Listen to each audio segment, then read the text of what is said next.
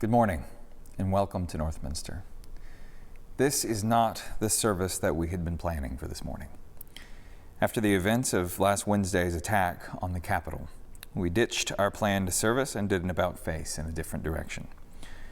We tried to plan something with an embrace wide enough to hold everything that we're feeling right now, something that could cast a vision of peace and to remind us of the solid ground on which we stand.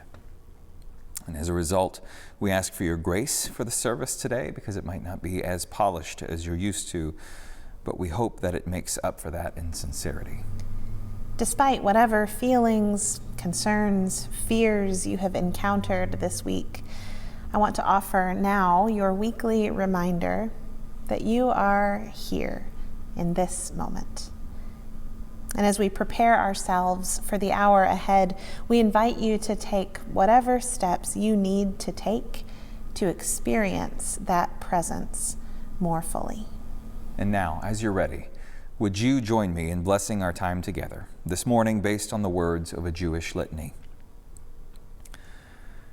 O source of peace, lead us to peace, a peace profound and true. Lead us to healing, to mastery of all that drives us to war within ourselves and with others. May our deeds inscribe us in the book of life and blessing, righteousness and peace. O source of peace, bless us with peace. Let us worship God together this morning.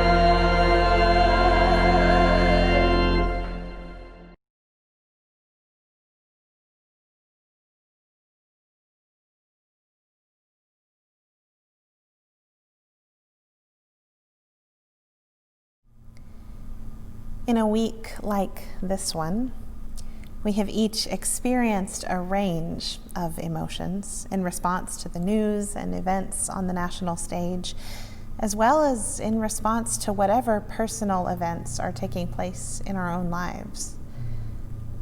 And when particularly difficult emotions take hold of us, often we take hold of them in return and find ourselves spiraling away from healing, away from reconciliation, away from the hope of any kind of true and lasting justice or peace.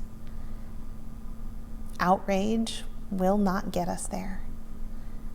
Disdain will not get us there. Fear will not get us there. These emotions will not take us where we need to go. But that doesn't mean that we reject or stifle them. They are doorways, invitations to better understand ourselves and the world around us. Our emotions have something to teach us.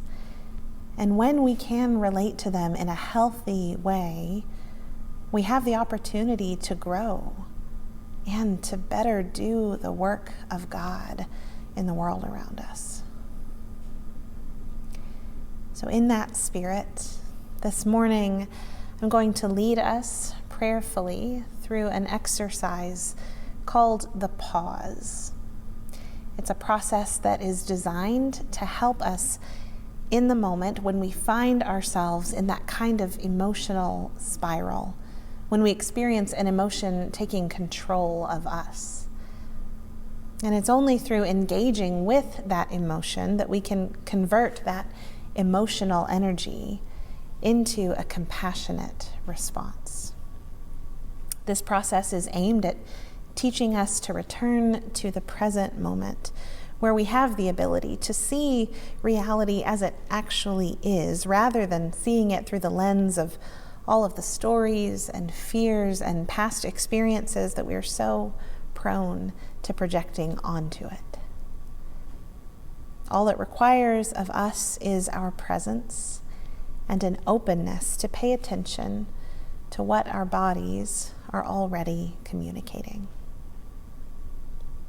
So I invite you now to find a comfortable position as we begin our prayer.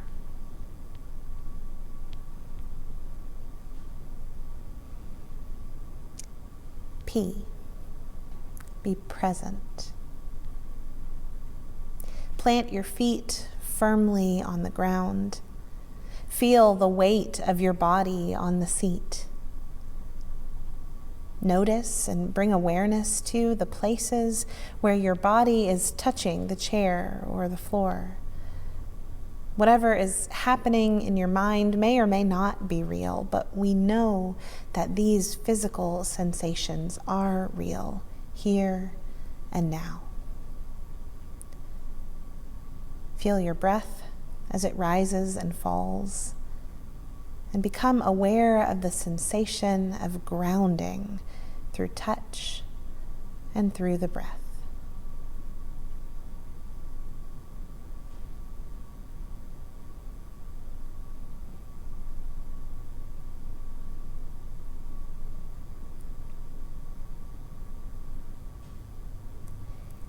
A. Allow. Allow the emotions that are arising without deflecting or expressing them. Simply honor and invite and be present to them. And if you can, try to note where they are in your body. This is easier to do when you're feeling a strong emotion, but usually they will make themselves known through a particular physical sensation.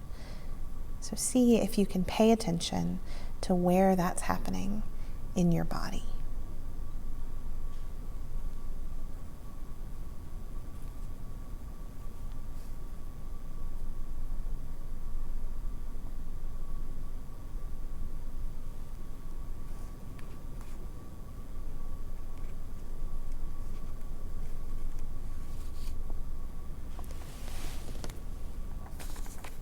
You understand. Understand through curiosity. Am I feeling the emotion I think I'm feeling?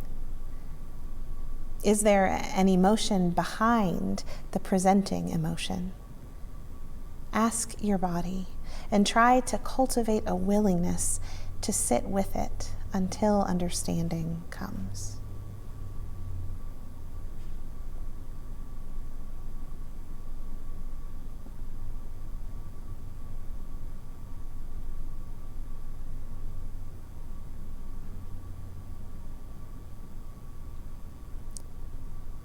S, sense. Sense your body. Stabilize your attention on the felt sense of the emotion for about a minute, minute and a half. And drop the internal story, instead returning to the question, where is the emotion located in my body? What are its boundaries? What is the weight of my emotion? The color. Continue to notice any shifting in these responses as you stay with felt sense.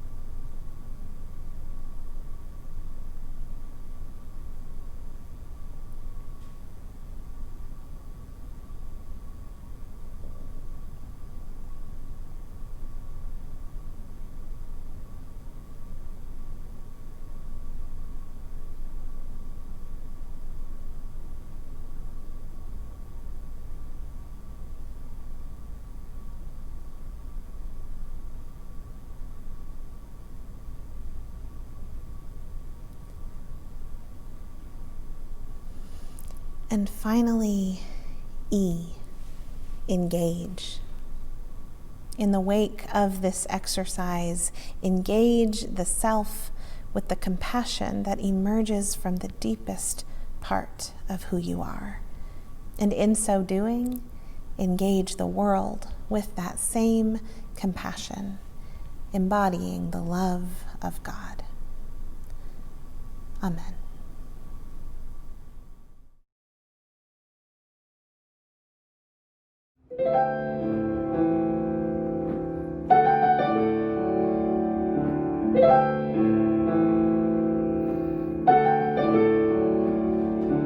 Child, I know you're weary and your eyes want to close, and the days are getting longer, we're not getting any stronger, trust me, heaven knows. Come rest from your fear and your weeping, and think of the rivers you've crossed. I'll tell you the dreams I've been keeping for moments like this, when your hope is lost. Hear my song, it'll help you believe in tomorrow. Hear my song, it'll show you the way you can shine. Hear my song, it was made for the times when you don't know where to go. Listen to the song that I sing, you'll be fine.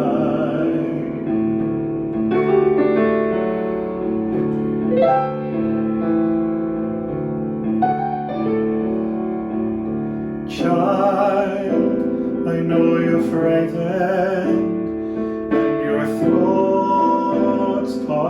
and dry. But trust and believe in the gift tomorrow's bringing. Trust it, don't ask why.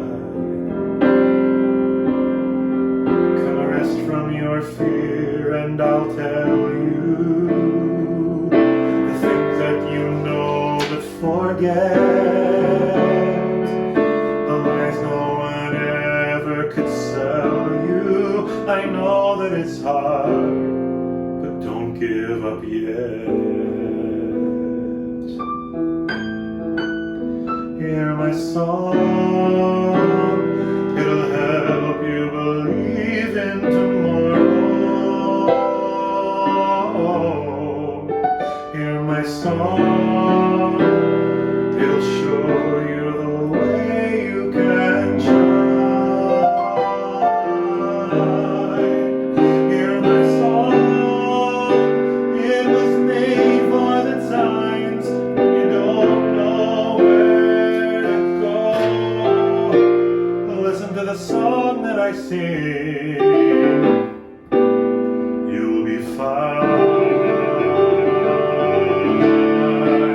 'Cause I'll be singing on, all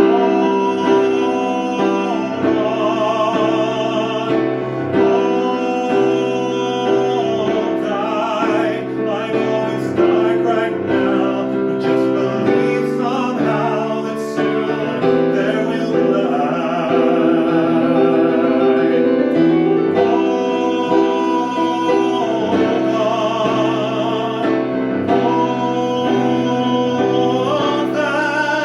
That's not enough for some, but trust the light will come and we'll get past you and me, safe at last. Hear my song, it'll help us get through till tomorrow.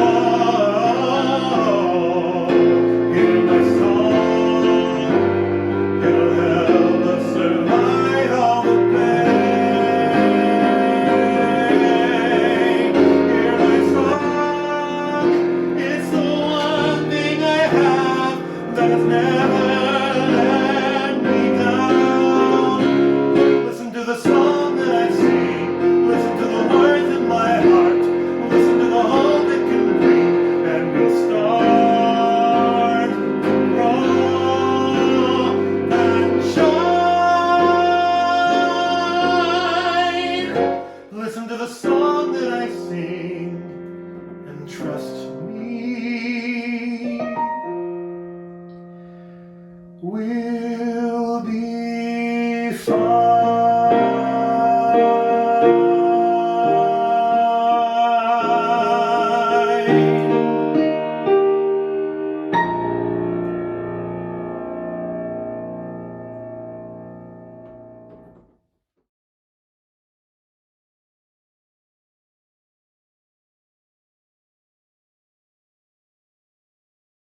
A reading from Isaiah 58.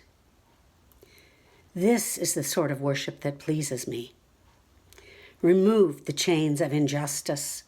Undo the ropes of the yoke. Let those who are oppressed go free and break every yoke you encounter. Share your bread with those who are hungry and shelter homeless poor people. Clothe those who are naked and don't hide from the needs of your own flesh and blood. Do this, and your light will shine like the dawn, and your healing will break forth like lightning. Your integrity will go before you, and the glory of Yahweh will be your rear guard. Cry, and Yahweh will answer. Call, and God will say, I am here, provided you remove from your midst all oppression, finger-pointing, and malicious talk. If you give yourself to the hungry and satisfy the needs of the afflicted, then your light will rise in the darkness and your shadows will become like noon. Yahweh will always guide you, giving you relief in desert places. God will give strength to your bones, and you will be like a watered garden, like a spring of water whose waters never run dry. You will rebuild the ancient ruins and build upon age-old foundations. You will be called repairer of broken walls and restorer of broken nations.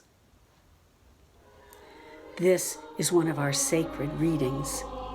Thanks be to God.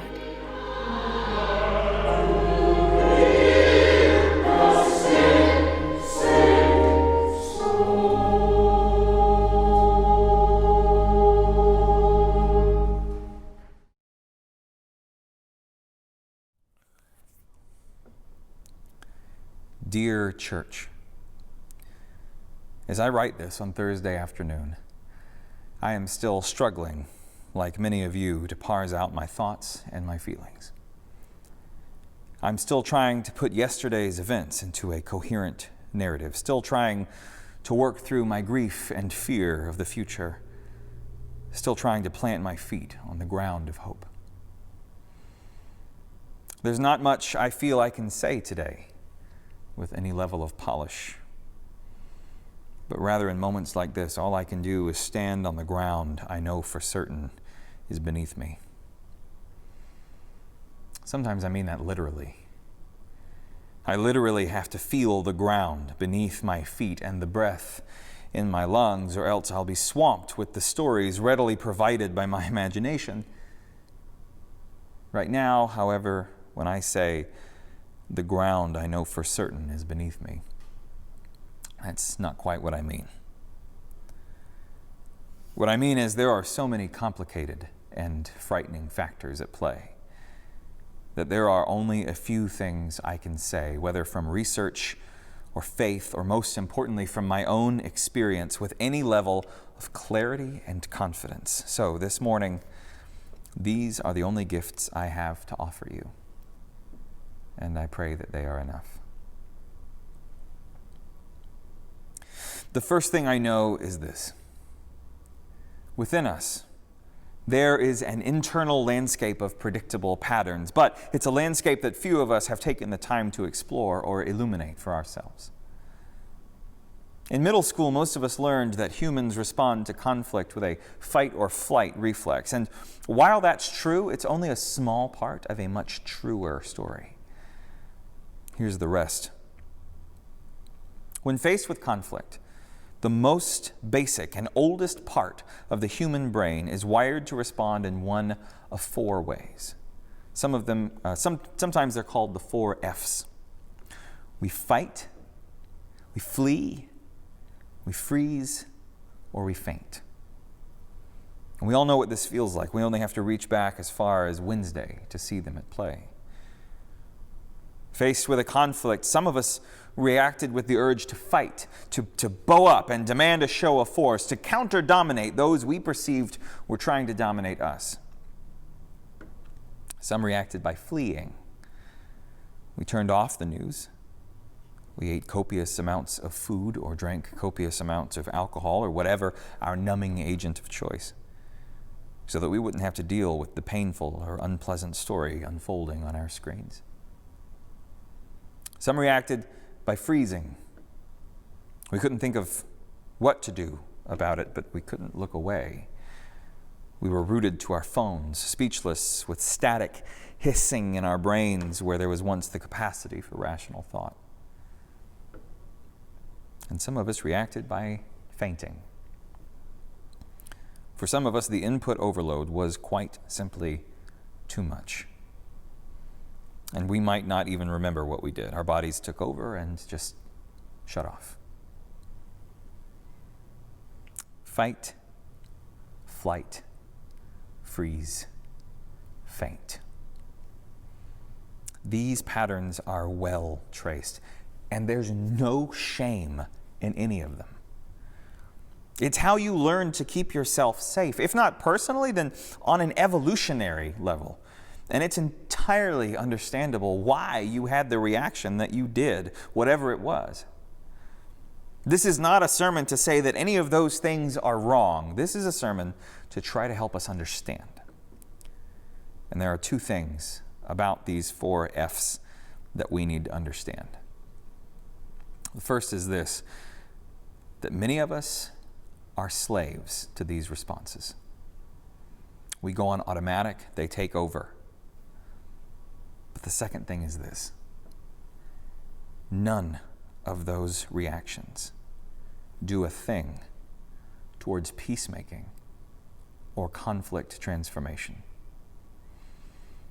They are, by design, reactions that will protect us and the systems that we created, even when the protection is more harmful than the conflict.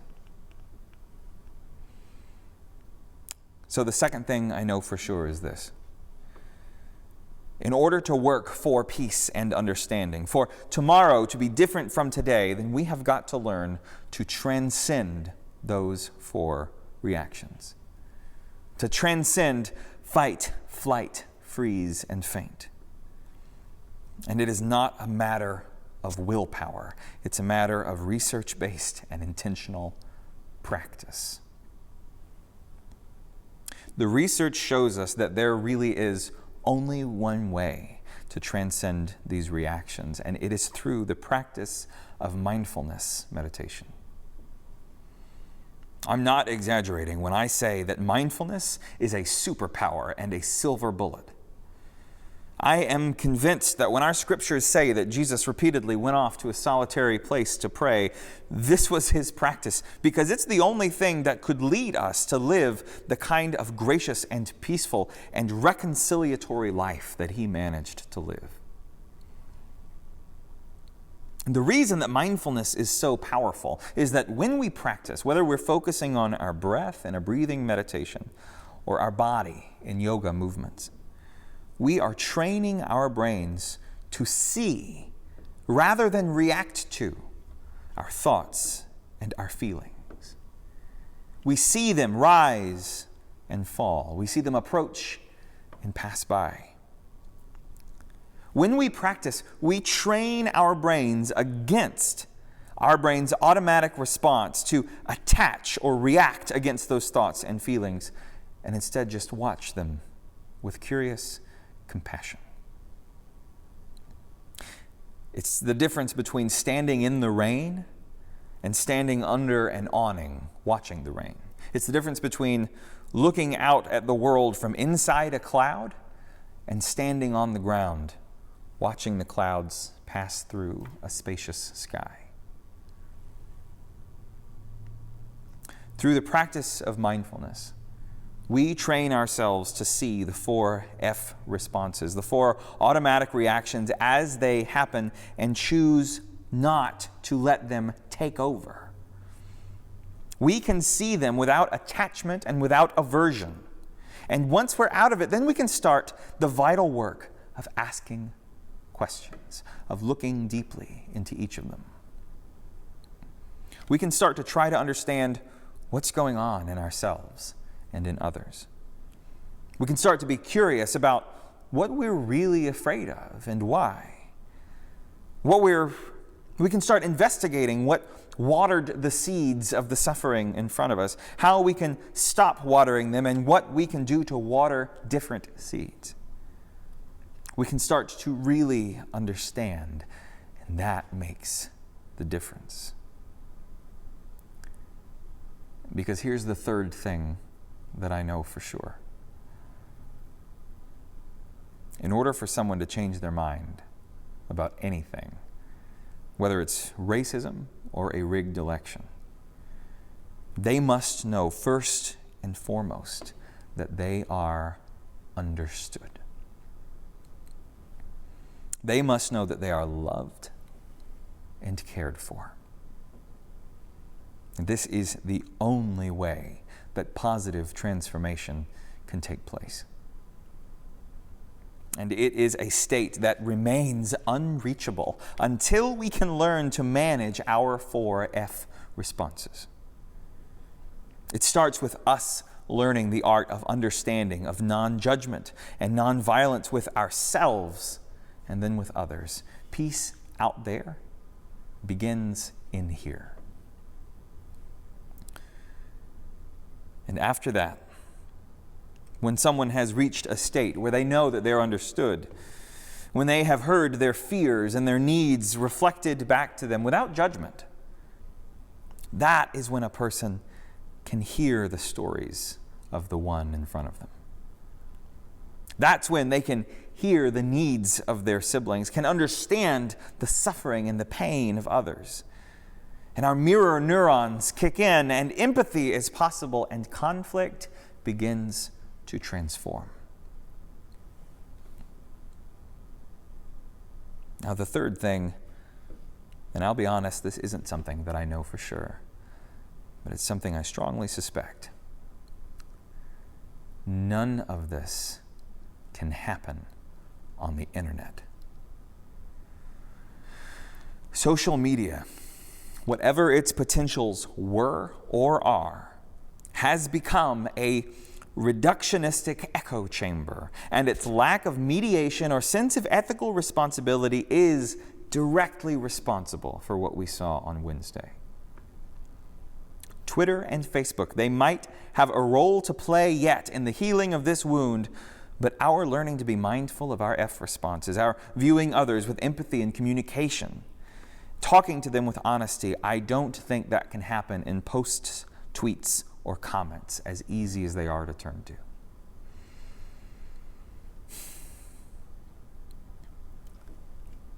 And that's what I've got.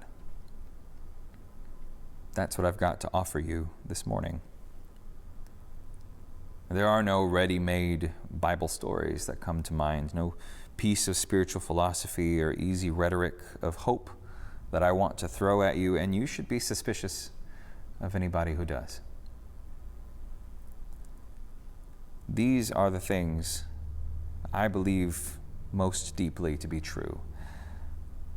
And what happens if we take their practice seriously? I'm honestly not sure. But it won't be the same as it was. Parker Palmer is an author that has dealt with debilitating depression.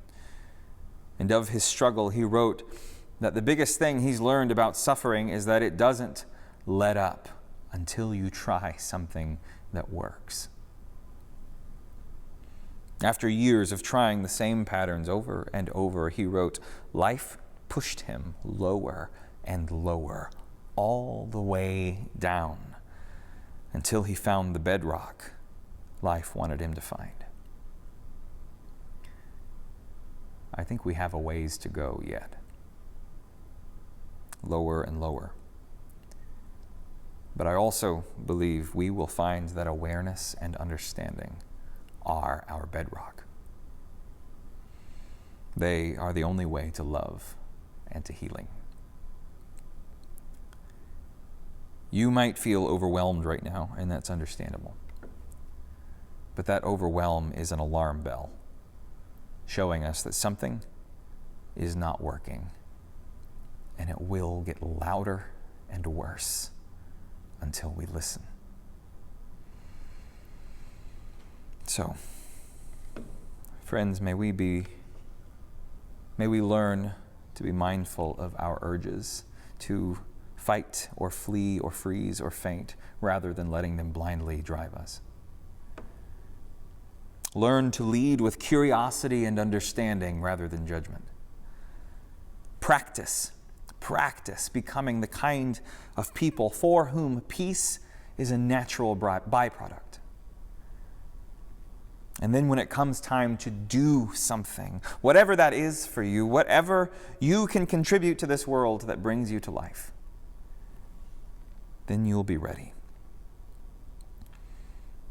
And then we'll be called repairers of the breach, a people who can heal the wounds of this world.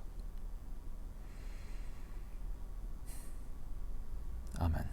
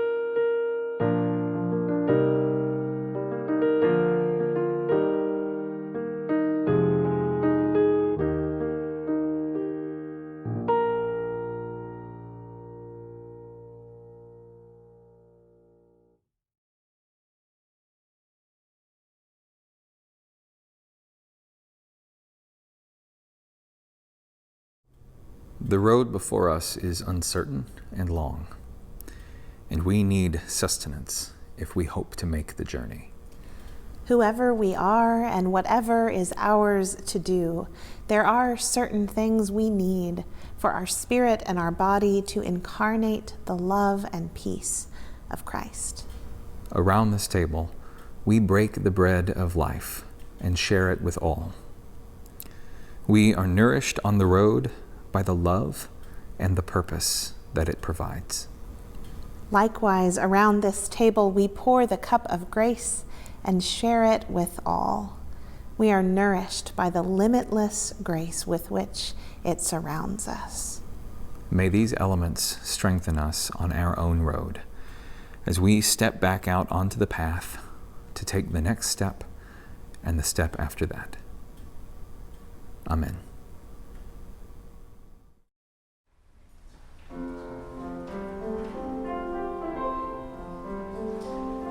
Such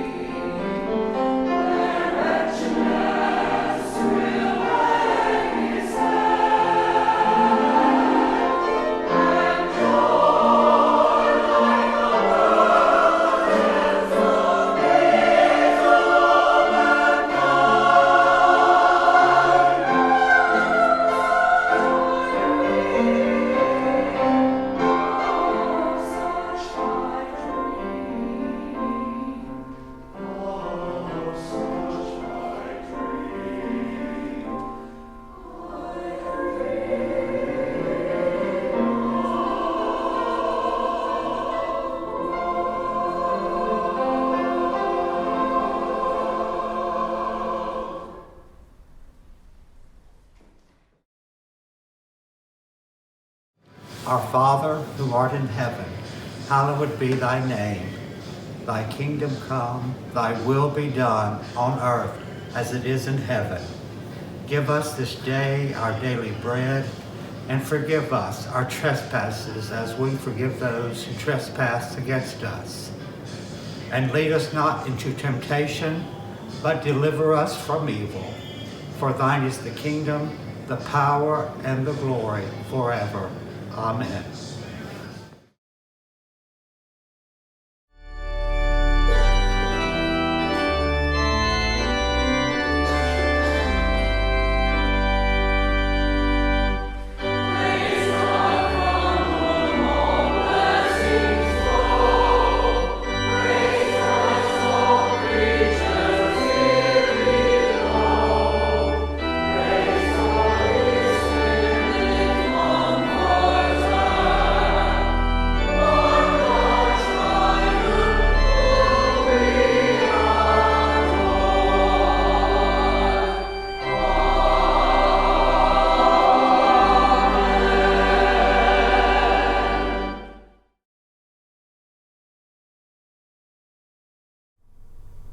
Thank you for being here this morning. It is our hope that our time together has given some sense of direction and stability in this difficult cultural moment. In a second, we will sing our closing hymn and give our benediction, but first we have a few announcements.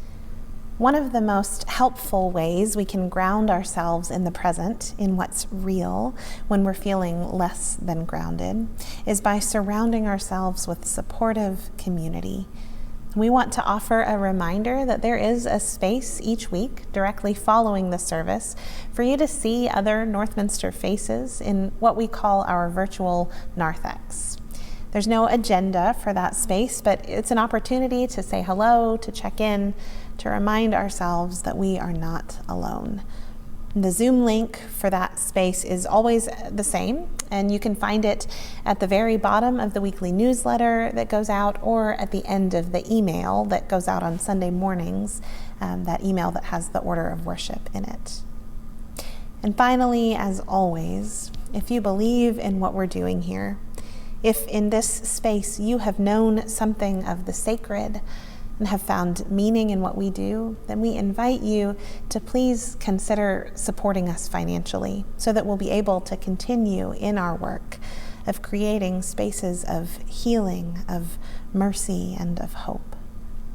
You can donate by scanning the QR code on the screen, or you can always visit northmin.org/give. Now, before we offer our benediction, let's join together for our closing hymn.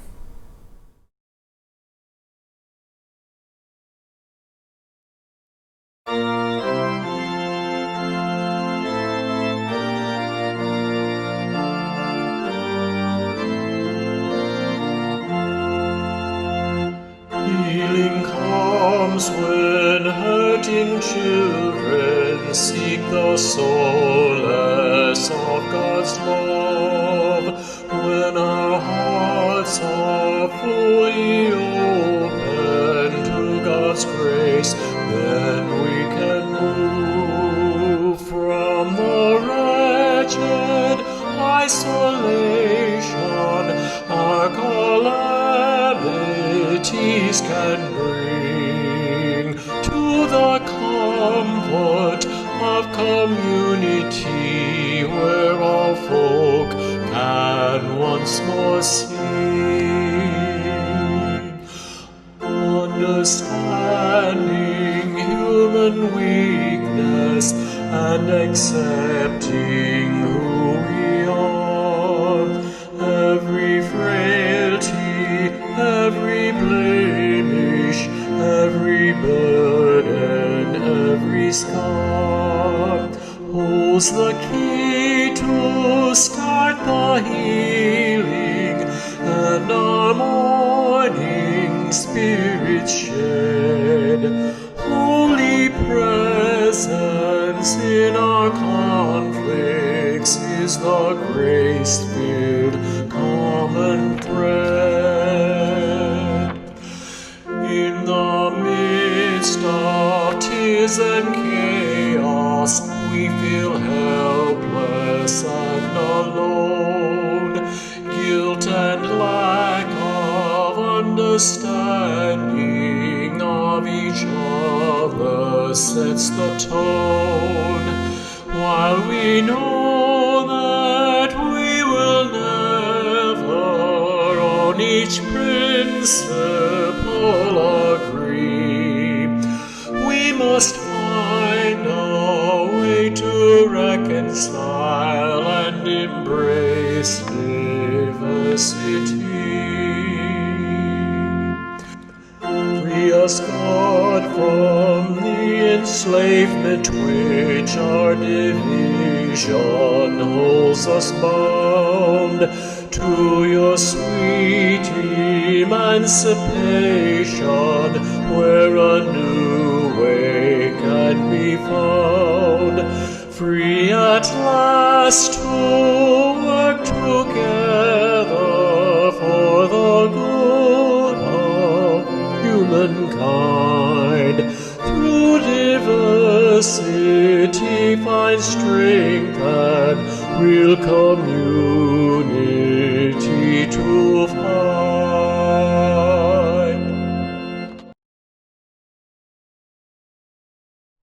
And now, people of God, receive this benediction. This week from Mark L. Bellatini. Go in peace. Live simply, gently, at home in yourselves. Act justly and speak justly. Remember the depth of your own compassion. Forget not your power in the days of your powerlessness.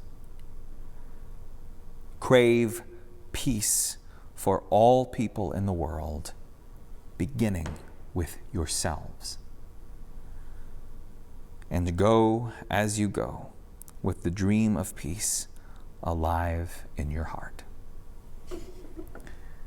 You are seen and you are loved. Go in peace.